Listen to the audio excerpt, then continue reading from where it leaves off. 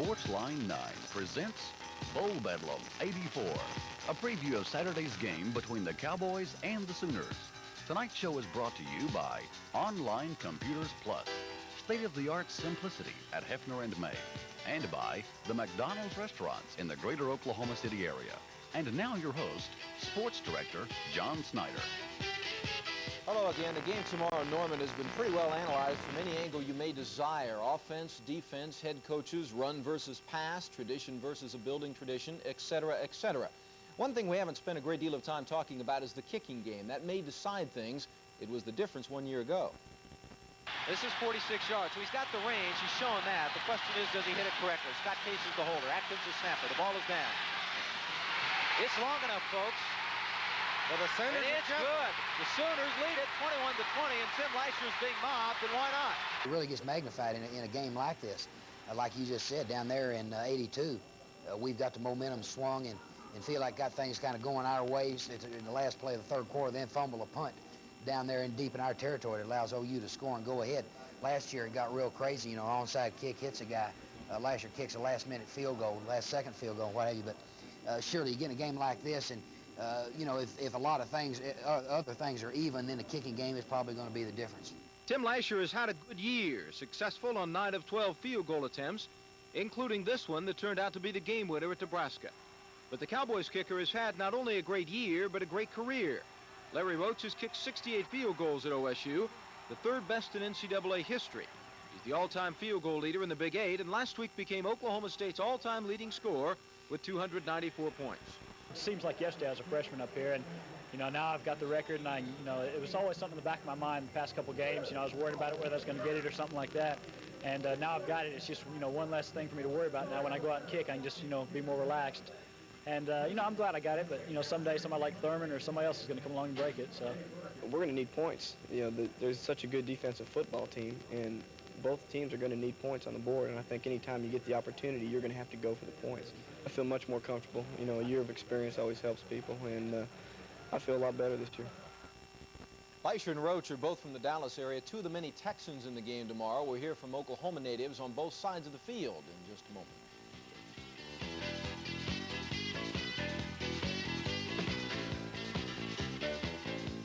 In looking over the rosters of both teams this week, I found that in both cases, almost exactly half of the players are from out of state. Now, for those born and raised here, the game tomorrow, big as it is anyway, has some special meaning. Born in some cases of boyhood dreams which have grown to adult rivalries. Ed Murray reports. In the mid-'70s, the University of Oklahoma not only dominated state football, but ruled the nation, winning 2 national championships and putting together a 28-game winning streak. The names are legend: Washington, Davis, Selman. The Sooners hadn't lost to their in-state rival Oklahoma State since the mid-'60s. They were the idols of nearly every 8 to 12-year-old in the state.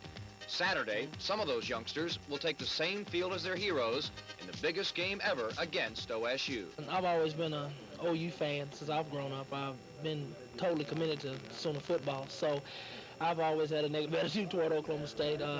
So I think to me the game means a lot because 1, it's Oklahoma State, 2, it's bragging rights for the state, and 3, is a chance to wear the ring, something I haven't had a chance to do. I don't think I could live.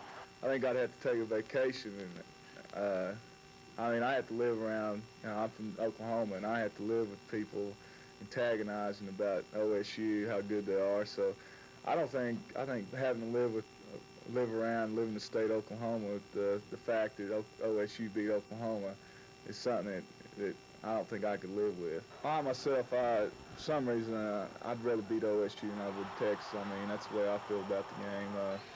I've had a lot of hard times with some of the OSU fans as far as friends and people just giving me hard times about OSU being good and all their traditions.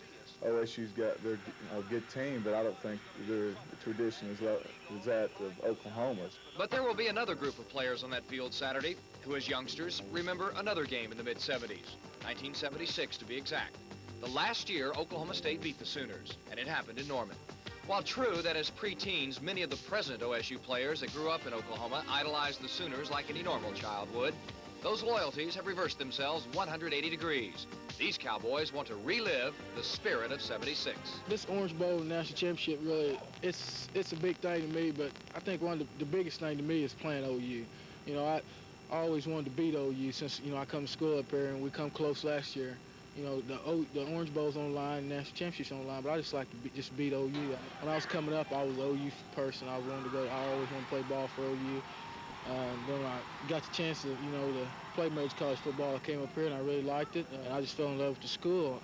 And this is something big for me because I got a lot of friends playing at OU. When I came out that year, Spencer Tillman come out, he's at OU, and he's a running back, and it's something big for me. Truthfully, when I was real little tyke, when I was about 5, I even liked OU a little bit. But I got smart and changed my attitude after I hit junior high and realized where the better team was and the team I wanted to play for. And shoot, I'm just excited about the chance we have this week and the opportunity we've set ourselves up for this season. When I grew up, you know, like I said, I'm from Oklahoma. When I grew up, you know, I used to love Oklahoma football, and I still like Oklahoma football. You know, Oklahoma State and Oklahoma. And I just decided to stay here and play ball here, and then give all the people here, you know, let them have my ability to use it out on the field and just do a good job. And I'm just proud to be here from Oklahoma and go out and win it. I'm just very proud of winning. It's just a big game. It always is, though, when the two Oklahoma teams meet. And, you know, both teams have a lot of people, Oklahoma guys, and so it's just a special occasion for us all, really. I really didn't dream any of this could have ever happened for me. I couldn't have dreamed any bigger, really. I wish everybody could experience this, I tell you the truth. To do some of the things I did in high school and then, you know, only think about it coming out. If you could actually be here and sit where I am and do the things I do on Saturday, I tell you, it'd be so exciting. You know, you'd. Yeah, I don't want it to end. The excitement of this whole thing really hadn't hit me yet. I think I still have a goal, and that goal hadn't been reached. And as long as it hadn't been reached, I think there's going to be a strive there, and I hadn't been able to reflect. You know, I guess is what I'm trying to say, and so it hadn't been that important to me. But you're right. You know, one of these days, I would like to come back here and see my picture somewhere on the wall. Oklahoma has the tradition. Oklahoma State is building it. Today's youngsters are likely split in their loyalties. Certainly the state is. So amid all the sometimes bitter words hurled around this rivalry, leave it to a Texan to cut through all the talk, to sum up what's in every player's heart. When I was a kid, I always dreamed of playing, you know, football or winning a championship. And that was a dream, you know, a dream. And so I think this is giving a chance for a dream to come true, is to play, you know, for a national championship. And it's something that I wish for since I was, you know, 8 years old, to play football for a championship. And I think it's about to come true. Ed Murray, Sportsline 9.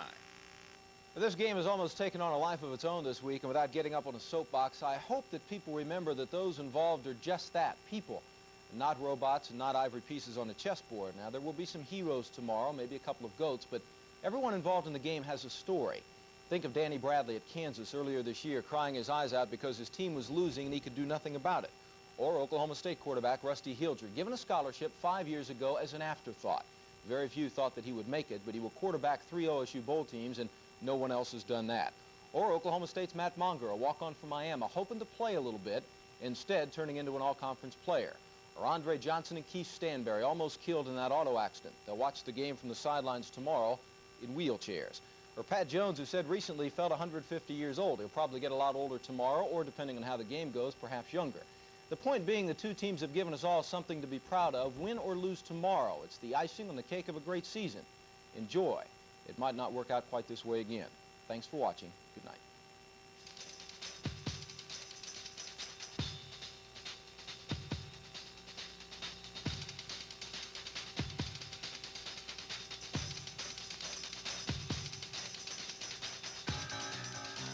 Bowl Bedlam 84 has been brought to you by the McDonald's restaurants in the greater Oklahoma City area and by Online Computers Plus, state-of-the-art simplicity at Hefner and May.